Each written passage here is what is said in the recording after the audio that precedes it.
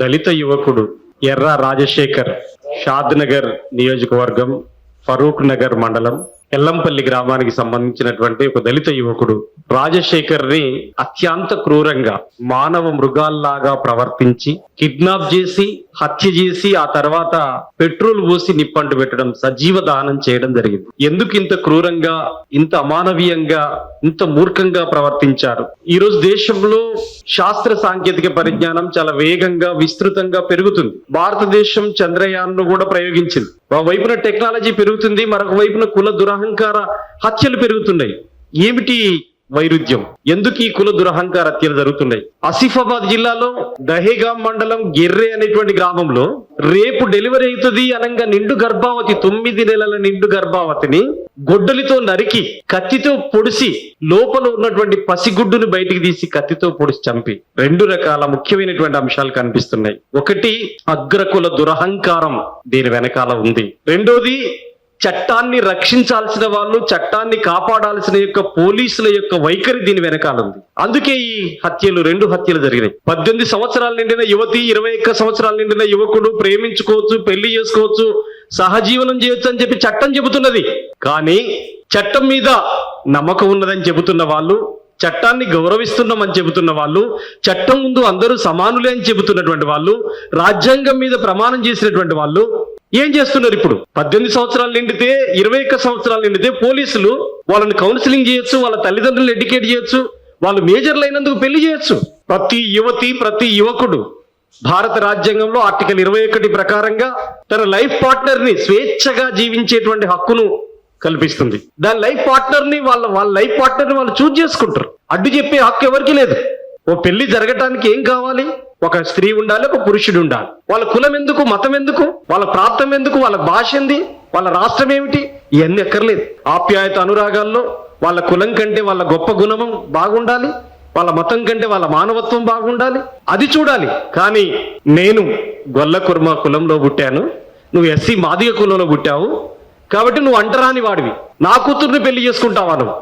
ఎంతటి అహంకారం అనేటువంటి పద్ధతులలో వెంకటేష్, కానుగు వెంకటేష్ అనేటువంటి వ్యక్తి ఎల్లంపల్లిలో కానీ ఏం జరిగింది ఎక్కడ అని చెప్పేసి అంటే స్పష్టంగా ఒక నెల రోజుల కిందటనే ఎర్ర మల్లేష్ అనేటువంటి ఆయనకు 4 కొడుకులు, 2 బిడ్డలు. అందులో చిన్నవాడు ఎర్ర చంద్రశేఖర్. ఈ ఎర్ర చంద్రశేఖర్కి 24 సంవత్సరాల వయసు. ఆ ఎల్లంపల్లిలో ఉంటున్నటువంటి కానుగు భవానీ అనేటువంటి అమ్మాయికి 19 సంవత్సరాల వయసు. పోలీస్ స్టేషన్ కి వెళ్ళి ఇక భవిష్యత్తులో రామని చెప్పి ఎటోళ్ళట వెళ్ళిపోయారు. వెళ్ళిపోయిన తర్వాత అమ్మాయిని అక్కడి నుంచి తీసుకెళ్లి మొయినాబాద్ దగ్గర వాళ్ళ బామ్మార్దుల దగ్గర హాస్టల్లో పెట్టాడు వెంకటేష్. పెట్టిన తర్వాత ఆ అమ్మాయి, నువ్వు ఇప్పుడు కనుక రాకపోతే నేను చచ్చిపోతా, నువ్వు తప్పనిసరిగా రావాల్సిందే అని చెప్పేటువంటి పద్ధతులలో వెంటాడింది. ఎవరిని? చంద్రశేఖర్. మీ తండ్రి మంచోడు కాదు, చంపేస్తాడో ఏమో అని చెప్పి అప్పటికి చెప్పిండు. అయితే చివరి దశలో ఆ అమ్మాయి, నేను ఇక్కడ ఫ్యాన్ కూరేసుకుంటా నువ్వు రాకపోతే అని చెప్పేసి అంటే ఎట్లా చచ్చిపోతుంది అని చెప్పేసి భయపడి చంద్రశేఖర్ అక్కడికి వెళ్ళి ఆ అమ్మాయిని తీసుకొని నిజామాబాద్ వెళ్ళిపోయింది. ఆ పోలీస్ స్టేషన్కి వెళ్ళిన తర్వాత ఈయన మిస్సింగ్ కేసు పెట్టాడు, నా కూతురు పోయిందని. మిస్సింగ్ కేసు పెడితే పోలీసులు ఏం చేయాలి? వాళ్ళిద్దరు 10th మెమోలు పరిశీలించాలి. పోలీసులు ఏం చేయాలి? వాళ్ళ ఆధార్ కార్డులు తెమ్మని చెప్పాలి. ఆ 2 ఏది చేయకుండా వీళ్ళ సైజును బట్టి, వీళ్ళ ఆకారాన్ని బట్టి వీళ్ళిద్దరు మైనర్లు అనేటువంటి ఉద్దేశంతో టార్చర్ పెట్టారు. టార్చర్ పెట్టడం కాదు, వీళ్ళిద్దరు అన్నల్ని పోలీస్ స్టేషన్ కి తరలించారు. పోలీస్ స్టేషన్ కి తీసుకెళ్లి పోలీసుల సమక్షంలో వెంకటేష్ ఈ రాజశేఖర్ ను కొట్టాడు. ఇప్పుడు చనిపోయినటువంటి రాజశేఖర్ ని పోలీసుల సమక్షంలోనే నిందితుడైనటువంటి వెంకటేష్ కొట్టాడు అక్కడే. ఇది అలుసుగా తీసుకున్నాడు వెంకటేష్. నేను కొడుతుంటే పోలీసులు కూడా ఏం చేయలేదు కదా, కాబట్టి నేను చంపినా పోలీసులు ఏం చేయరు, నాకే మద్దతు ఉంటుంది. ఇంకా విషయం ఏమిటి? షాద్ నగర్ పోలీసులు, మొయినాబాద్ పోలీసులు ఈ కేసును డీల్ చేయటంలోనే పొరపాటు జరిగింది. పోలీసుల్లో గొప్ప వాళ్ళు కూడా ఉంటారు, పోలీసుల్లో దుర్మార్గులు కూడా ఉంటారు. ఇదే తేలింది కేసులో. నిజామాబాద్ పోయిన వెంటనే ఏసీపీ, అక్కడ ఉంటే డిఎస్పీ ఏం చేశాడంటే, మీరిద్దరు మేజర్లు కాబట్టి మీకు పెళ్లి చేస్తా అని చెప్పి పసుపు కొమ్ము వేసి పెళ్లి చేసింది అదే పోలీస్ అధికారి. మరి ఇక్కడ పోలీసులకు ఏమైంది? ఎందుకు ఇట్లా చేశారు అంటే, ఎర్ర వెంకటేష్ అంటే ఆయన, నేను జర్నలిస్టుని, నేను పొలిటికల్ పవర్ ఉన్నటువంటి వాడిని, నాకు అన్ని అంగు ఆర్భాటాలు ఉన్నాయి, నేను అధికార పార్టీకి దగ్గరున్నాను, ఓ పోలీసులారా మీరు నా వెంట ఉండండి అని చెప్పేసి అనగానే పోలీసులు చట్టాన్ని పక్కన పెట్టి నిందితుడికి కొమ్ము కాశారు. తిరుమల ఏజెన్సీలో పనిచేస్తాడు ఈ ఎర్ర రాజశేఖర్. పెళ్లి చేయడానికి మీ తమ్ముడు నా బిడ్డను తీసుకొని పోవడానికి కారణం నువ్వే అని చెప్పేటువంటి పద్ధతులలో ఆ తిరుమల ఏజెన్సీలో పనిచేసి ఇంటికి వచ్చిన తర్వాత ఈ రాజశేఖర్ ని కిడ్నాప్ చేశారు, తీసుకొని వెళ్ళి ఇంటికి వచ్చి తీసుకెళ్లారు. ఎంతటంటే ఈ రాజశేఖర్ కులాంతర వివాహం కాబట్టి వీళ్ళ భార్య వాణి, అంటే చనిపోయినటువంటి రాజశేఖర్ యొక్క భార్య వాణి, నా భర్తను ఎవరో తీసుకెళ్లారు అని చెప్పి 100కు డైల్ చేసింది. రాత్రి 1 గంట దాకా పోలీస్ స్టేషన్ లో ఉంది ఒక ఆడబిడ్డ. ఎంత దుస్థితితో చూడండి మీరు. తెల్లవారుజామున పోయి మళ్ళా పోయింది. 3 రోజులు వరుసగా తిరిగింది పోలీస్ స్టేషన్ చుట్టూ. ఏంది కిడ్నాప్ చేస్తే ఈ రోజులలో దొరకరా? వెహికల్లో పట్టుకొని పోతుంటే దొరకబట్టలేరా మీరు? సాధ్యం కాదా? మనం చూస్తూనే ఉన్నాం కదా ఏమేమి చేస్తారని చెప్పేటువంటి విషయాలు. ఎందుకని పట్టుకోలేకపోయిళ్ళు? చివరికి వెంకటేష్ వాళ్ళ బామ్మార్దులు, మైనాబాద్ సంబంధించిన బామ్మార్దులు, ఇక్కడ శ్రీకాంత్ అని ఒక ఎస్ఐ ఉంటాడు షాద్నగర్ లో, శ్రీరాములు అని ఒక కానిస్టేబుల్ ఉంటాడు. ఈ శ్రీరాములను అక్కడ ఉన్నటువంటి వెంకటేష్ కు మధ్య రక్త బంధుత్వం ఉంది. కాబట్టి వీళ్ళిద్దరూ, ఇక్కడ శ్రీకాంత్ ఎస్ఐ, శ్రీరాములు కానిస్టేబుల్, మొయినాబాద్ లో ఉన్నటువంటి పోలీసులు, ఈ నిందితులు మొత్తం కుమ్మక్కై కావటం వల్ల కిడ్నాప్ చేసి, హత్య చేసి, నైలాన్ తాళ్ళు తీసుకుపోయి పెట్రోల్ పోసి కట్టబెట్టి కాలబెట్టి చేశారు. చనిపోయిన డెడ్ బాడీ అయిన తర్వాత, అమ్మ నువ్వు దీన్ని వెతుకుతున్నావు కదమ్మా కిడ్నాప్ అయిందని, ఈడొక శవం ఉంది, మీ వాళ్ళైనా కాదు చూసుకుందూరమ్మా అన్నారు. తర్వాత పోలీసులు గుర్తుపడతావు అమ్మాయి రా అని చెప్పేసి అన్నారు. పోయిన తర్వాత తను దేవునికి కట్టినటువంటి తాడు ఇట్లా కంకణంలా కడతారు కదా, అది చూసి తన ఏళ్లను గుర్తుపెట్టి ఈయన నా భర్త అని చెప్పేసి అప్పుడు చెప్పింది.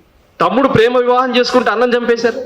అక్కడ ఎంత దుర్మార్గం అంటే, ఆదివాసీ కోయ గిరిజన బిడ్డను చంపుతున్నప్పుడు కూడా ఆయన శివార్ల సత్తయ్య అని చెప్పి గంగపుత్రులు, బీసీలు, దురదృష్టకరం. ఓ వైపున చాలా పక్కన ఎస్సీ ఎస్టీ బీసీ మైనార్టీల ఐక్యత వర్ధిల్లాలని చాలా మంది అంటున్నారు. వర్ధిల్లటాన్ని నేను తప్పు పట్టట్లేదు నేను కూడా. కానీ ఏమిటి ఇదంతా? బీసీలో ఈ చైతన్యం రావాలి కదా, చెప్పాలి కదా. పెళ్లి చేసుకోవడానికి ఈ హత్యలు ఏంటని చెప్పాలి కదా.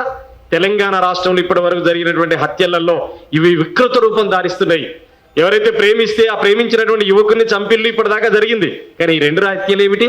రక్త సంబంధికులను చంపారు. కొడుకు ప్రేమించి పెళ్లి చేసుకున్నాడు కాబట్టి అదనా కోయదానివి, అడవిలో బతకాల్సిందానివి, నా ఇంటికి నువ్వు కన్న కొడుక్కి నా ఆస్తి వారసుడు అవుతాడు వాడు కాబట్టి అని చెప్పి పసిగుడ్డును చంపిండు అక్కడ శివాల సత్య. ఈ 2 హత్యలు చూస్తూ ఉంటే ఏమిటి పరిస్థితి? చట్టం ఏం చేస్తుంది? పోలీసుల పాత్ర ఏమిటి? రాజకీయ నాయకుల పాత్ర ఏమిటి? ప్రభుత్వ ప్రజాప్రతినిధుల పాత్ర ఏమిటి అని చెప్పి లెక్కలు తీయండి. ఏం ఉంది? ఉదాహరణకి ఎస్సీ ఇక్కడ, ఎస్టీ అక్కడ. ఎస్సీ అట్రాసిటీ ప్రివెన్షన్ యాక్ట్ ఏం చెబుతున్నది? ఈ ఘటన జరిగిన వెంటనే జిల్లా కలెక్టర్, ఎస్పీ ఆ గ్రామాన్ని పర్యటించాలి అని చట్టం చెబుతున్నది. బాధిత కుటుంబానికి ఈ ఘటన జరిగిన వెంటనే 6 నెలలకు సరిపడా ఆహార పదార్థాలు ఇవ్వాలని చెబుతున్నది. 8,25,000 రూపాయలు వాళ్ళకు ఎస్సీ అట్రాసిటీ ప్రివెన్షన్ యాక్ట్ కింద కంపెన్సేషన్ ఇవ్వాలని చెబుతున్నది. వాళ్ళ కుటుంబానికి ఏదైనా రక్షణ లేకపోతే పోలీస్ ప్రొటెక్షన్ పెట్టాలని చెబుతున్నది. కానీ ఈ ఎస్పీ వెళ్ళలేదు, ఈ కలెక్టర్ వెళ్ళలేదు, అక్కడున్న స్థానిక ఎమ్మెల్యేలు వెళ్ళలేదు, ప్రజాప్రతినిధులు ఎవరు వెళ్ళలేదు.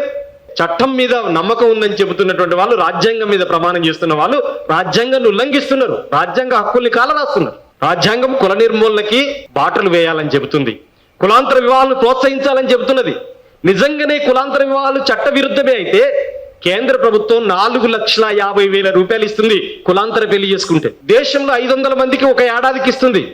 రాష్ట్ర ప్రభుత్వం కూడా సోషల్ వెల్ఫేర్ డిపార్ట్మెంట్ ద్వారా రాష్ట్ర ప్రభుత్వం కూడా 2,50,000 రూపాయలు ఇస్తుంది జీవో నెంబర్ 12 ద్వారా. ఎందుకు ఇస్తుంది? ఇది చట్ట విరుద్ధం అయితే, ఇది క్రిమినల్ కిందికి వస్తే, ఇది నేరం అయితే ప్రభుత్వాలు ఇన్సెంటివ్స్ ఎందుకు ఇస్తున్నాయి చెప్పండి. కానీ ఇది చట్టబద్ధమే అనేటువంటిది గుర్తుపెట్టుకోవాలి. ఇది చట్టబద్ధమే అనేటువంటిది మనం గుర్తుపెట్టుకోవాలి. ప్రేమ వివాహం చేసుకోవటం నేరం కాదు అనేటువంటిది మనం అర్థం చేసుకోవాల్సిన అవసరం ఉంది. రాజకీయ పార్టీల నాయకుల వైఖరి చూడండి. ఓ పార్టీ సిపిఎం రాష్ట్ర కార్యదర్శి జాన్ వెస్లీ గారు వెళ్ళారు. కానీ మిగిలిన రాజకీయ కాంగ్రెస్ పరిస్థితి ఏమిటి? టిఆర్ఎస్ పరిస్థితి ఏమిటి? బీజేపీ ఎట్లాగో వీటి పట్ల నెగిటివ్గా ఉంటుంది. నెగిటివ్గా ఉండటం కాదు, వాళ్ళు దీంట్లో కూడా ఎక్కడ మత విద్వేషాలు రెచ్చగొట్టాలని బీజేపీ పాకులాడుతుంది.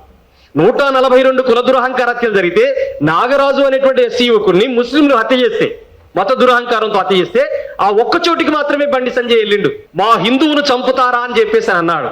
ఇప్పుడు నేను బండి సంజయ్ కేంద్ర మంత్రికి ఈ రౌండ్ టేబుల్ సమావేశం ద్వారా సవాల్ విసురుతున్నాను. దమ్ము ధైర్యం ఉంటే ఇప్పటికైనా నువ్వు సవాల్ని స్వీకరిస్తావా అని చెప్పి నేను హెచ్చరిస్తా ఉన్నాను. ఏమిటది? అగ్రకుల హిందువు నిమ్నకుల హిందువును చంపితే మీరు సమర్థిస్తారా? ఒక ఎస్సీనో ఎస్టీనో చంపడం సరైందే అని చెప్పి మీరు భావిస్తున్నారా? ఒక మనిషిని మరొక మనిషి చంపడం నేరం అని చెప్పేసి చట్టం చెబుతుంది. ఆ చట్టం పక్కన ఉంటారా మీరు? మీరు మత విద్వేషాలు రెచ్చగొట్టడానికి వాడుకుంటారా ఇట్లాంటి వాటిని? ఎందుకు స్పందించట్లేరు? మారుతిరావు పెరుమాళ్ళ ప్రణయ్ని చంపినప్పుడు బజరంగ్ దళ్ విహెచ్పి కార్యకర్తలు మారుతిరావుకు మద్దతుగా నల్గొండలో ర్యాలీ పెట్టారు. చనిపోయిన బాధితుల పక్షాన కేవీపీఎస్ ఇట్లాంటి సామాజిక ప్రజా సంఘాలు నిలబడితే, చంపిన హంతకుల తరపున బీజేపీ నిలబడ్డది. వాళ్ళ మతోన్మాద సంస్థలన్నీ నిలబడ్డాయి. బీజేపీ ఎవరి పక్కన దీన్ని బట్టి అర్థం కావట్లేదా? మనం చూడాలి కదా, ఎందుకు ఖండించలేదు ఈ హత్యను? ఇప్పుడు ఆ ప్రాంతంలో కూడా ఎమ్మెల్యేలు ఉన్నారు, మరి బీజేపీ నాయకులు ఎందుకు పోయి తొంగి చూడట్లేరు? ఈ దళితులు గిరిజనుల ఓట్లు కావాలి మీకు, కానీ ఈ దళితులు గిరిజనులకి ఈ బాధలు వస్తే, ఈ హత్యలు జరిగినప్పుడు, ఈ ఘటనలు జరిగినప్పుడు మీ అడ్రస్ ఎక్కడ ఉంటుంది? మీరు ఎందుకు స్పందించట్లేరని చెప్పి నేను కోరుతున్నాను. ఎస్సీ అత్యాచార నిరోధక చట్టం ప్రకారంగా ఒక ఎస్పీ, ఒక కలెక్టరు ఈ ఘటన జరిగిన చోటికి పోకపోతే పోనందుకు మీరు నేరస్తులు అని చెప్పి చట్టం చెబుతున్నది. అందుకే చట్టంలో ఏముందంటే, ఎస్పీ కలెక్టర్ కనుక ఇన్సిడెంట్ జరిగితే అక్కడికి వెళ్ళకపోతే వాళ్ళ మీద కూడా అట్రాసిటీ కేసు పెట్టాలని చెప్పి చట్టం చెబుతున్నది. మరి ఎందుకు వెళ్ళలేదని చెప్పేసి అడుగుతున్నాను. అందుకనే మిత్రులారా, ఈ కుల దురహంకార హత్య పైన కేవీపీఎస్ గా కొన్ని డిమాండ్స్ ఫ్రేమ్ చేశాం. ఈ కుల దురహంకార హత్యలకు పులి స్టాప్ పెట్టాలంటే ప్రభుత్వం ముందు కొన్ని ప్రత్యామ్నాయ ప్రతిపాదనలు మేము తెలియజేస్తున్నాం. కులాంతర వివాహితులకు రక్షణ చట్టం చేయాలని చెప్పి ఈ రౌండ్ టేబుల్ సమావేశం ద్వారా డిమాండ్ చేస్తున్నాం. ఏమిటి? మీరందరూ చూశారు, తమిళనాడు ప్రభుత్వం, కేరళ ప్రభుత్వం ముఖ్యమైనటువంటి నిర్ణయాలు తీసుకుంది. ఎవరైనా కులాంతర వివాహం చేసుకుంటే ఆ జంటలో ఒకరికి ప్రభుత్వ ఉద్యోగం ఇస్తామని చెప్పేసి ప్రభుత్వాలు ప్రకటించినాయి, రెండు ప్రభుత్వాలు. కేరళలో వామపక్ష ప్రభుత్వం, సిపిఎం ప్రభుత్వం దళితులని పూజారులుగా, ఆలయాల్లో పూజారులుగా నియమించింది. అంటే దీని అర్థం ఏమిటి? జంటలో ఒకరికి ప్రభుత్వ ఉద్యోగం ఇవ్వాలని చెప్పేటువంటిది తమిళనాడు ప్రభుత్వం తీసుకుంది. రాజస్థాన్ అసెంబ్లీ తీర్మానమే చేసింది ఏకంగా, కులాంతర వివాహాలు చట్ట విరుద్ధం కాదు, చట్టబద్ధమే, మేము ప్రోత్సహిస్తాం, రక్షణ కల్పిస్తాం, చట్టం చేస్తామని చెప్పి చెప్పింది. మరి ఇక్కడ ఎందుకు చేయట్లేదు? రేవంత్ రెడ్డి సర్కార్ చేవెళ్ల డిక్లరేషన్ సందర్భంగా మాట్లాడింది ఏమిటంటే, కులపరమైనటువంటి ఏ హత్య ఇక్కడ జరగటానికి వీలే తెలంగాణలో అన్నాడు. మరి 2 ఏళ్ల కాలంలో జరిగింది ఏమిటి?